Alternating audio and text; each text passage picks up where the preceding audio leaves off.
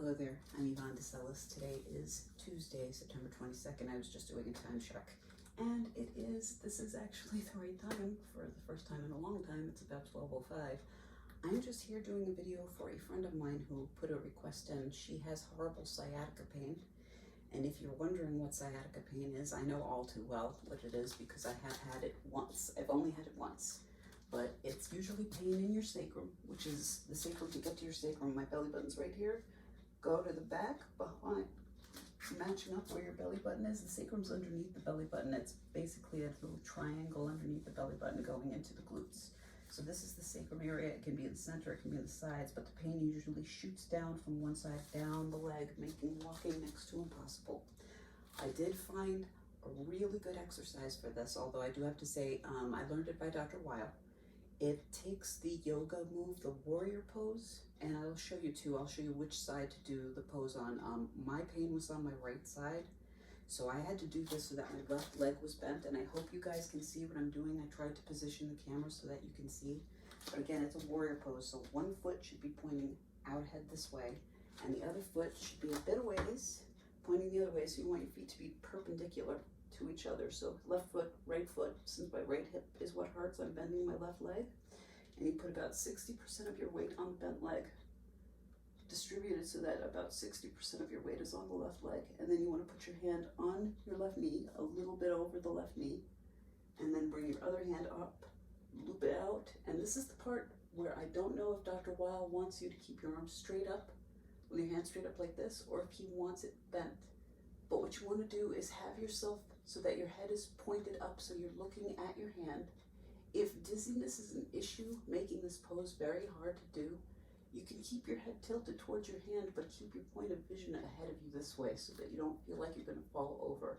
And again, I don't know if the arm is supposed to be bent or straight up, but what's most important is that you're at a tilt with your head tilted up towards your hand. This is a full body stretch. I do have multiple sclerosis, so balance is hard here. I'm letting myself sink on the left leg and putting my arm in front of my left leg and letting myself sink. And now I'm going to bring myself, I'm going to kind of pendulum back up.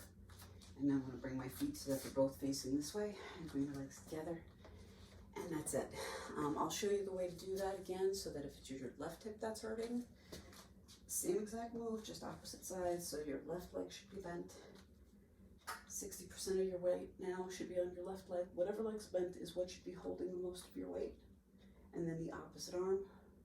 You know what, I'm doing this wrong again. Sorry about that. I just realized I'm going the wrong way here. I'm actually doing it up to the right leg because I'm going to pretend now that it's my left hip that's hurting. Sorry about that. So right leg now has to bend. 60% of the weight on the bent leg. Put the hand on the bent leg. Bring the other arm straight up. And just tilt your head so that you are facing the opposite hand now.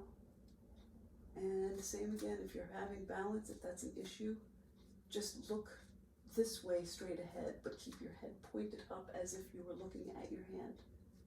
And just hold this for a few moments. And don't forget to breathe. And then bring the arm down, other arm up. Point your feet in the same direction, straight ahead, and then you can bring your legs together.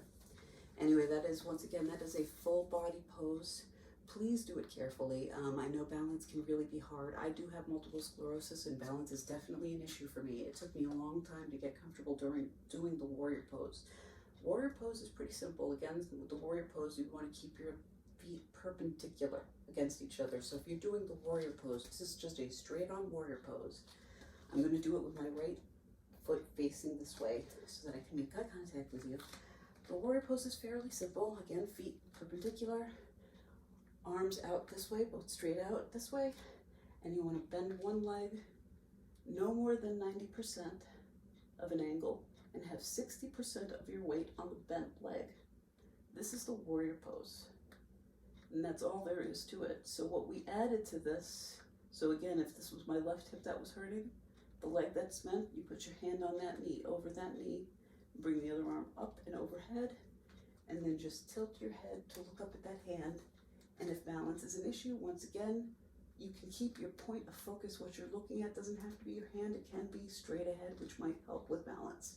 But again, I would say practice with that. If balance is really, really hard for you, One thing that might be good to start out with is just to have your feet one foot in front of the other. Just stand next to something, hold it for support, and just put one foot in front of the other. And just try to see how long you can hold that pose. I know it sounds like it might be simple having one foot heel to toe like that, but just standing that way, just again, make sure you have something to block you. But that's really good practice for balance. Just doing something this easy or this simple seeming. It's really not that simple. It's not as easy as it looks. But again, heel to toe, and just make sure you're spotting yourself and just see how long you can hold yourself in that position without touching anything, but make sure you keep something nearby. Anyway, I'm going to go for now, but I just wanted to say namaste. Thank you so much for your time. I know your time is very valuable to you, so I am going to, I mean, not just valuable to you, it's valuable, period. I really appreciate you taking the time to listen to me babble. I hope my exercises help you. Please pass it on to anyone you know it might help if it does. Leave me a comment down below. Subscribe if you want to learn more. If you want to get constant notifications when I make changes to my channel, if you hit that subscribe link, you will get notified constantly from your browser. So that's up to you, although I believe it defaults to just occasional notifications, which you can change by clicking on the bell icon once you subscribe to my channel. Anyway, namaste, peace and light. Thank you so much for your time. Once again, cheers, be as well as possible. Bye-bye.